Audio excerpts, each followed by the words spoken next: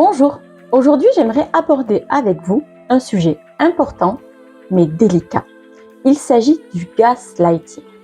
Alors on en parle beaucoup ces derniers temps parce qu'il s'agit d'une forme de manipulation psychologique qui consiste à faire douter son interlocuteur de sa perception de la réalité. Pourquoi est-ce qu'on en parle? Parce que ce sont des techniques couramment utilisées par les pervers narcissiques par exemple. Pour mieux comprendre ce qu'est le gaslighting, je vais vous parler de ma propre situation, puisque j'en ai été victime. Ainsi, lors de ma première carrière en tant qu'ingénieur chimiste au ministère des Armées, j'ai subi une agression de la part de mon supérieur hiérarchique qui m'a valu 3 jours d'ITT. À mon retour, le directeur m'a convoqué pour que je lui raconte ce qu'il s'était passé.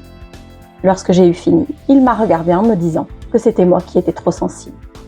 Il m'a fait douter de la perception de la situation.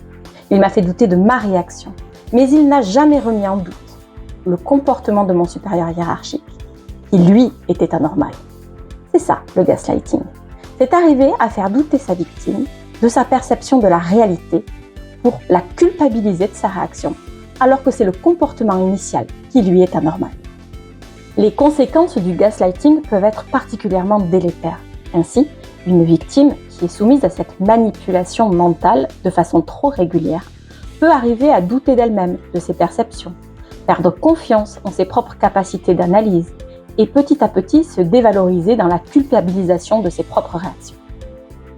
Ce phénomène est malheureusement trop régulier, que ce soit dans la vie professionnelle et parfois même dans la vie privée, lorsqu'un conjoint, qu'il soit pervers narcissique ou juste manipulateur, utilise cette technique pour prendre son conjoint sous emprise.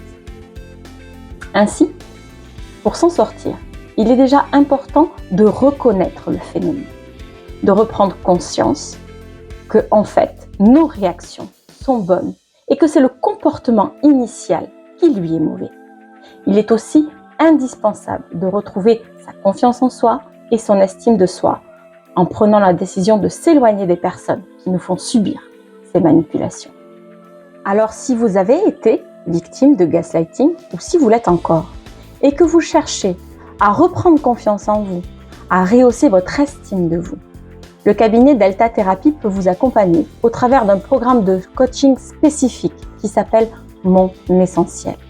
Je vous aide ainsi à reprendre le contrôle de la perception de votre environnement et à ne plus douter de vos réactions pour arriver à vivre plus épanoui avec vous-même et en pleine confiance en vous.